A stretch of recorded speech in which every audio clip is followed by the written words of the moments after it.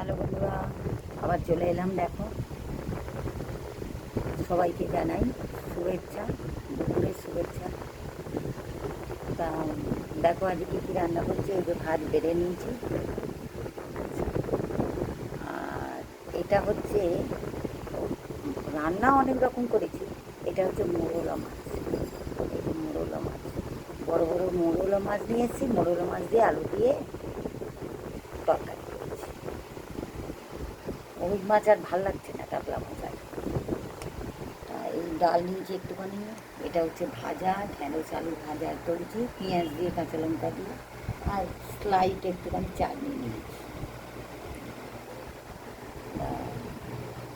আর এমনিও কাতলা মাছের ঝাল করেছি,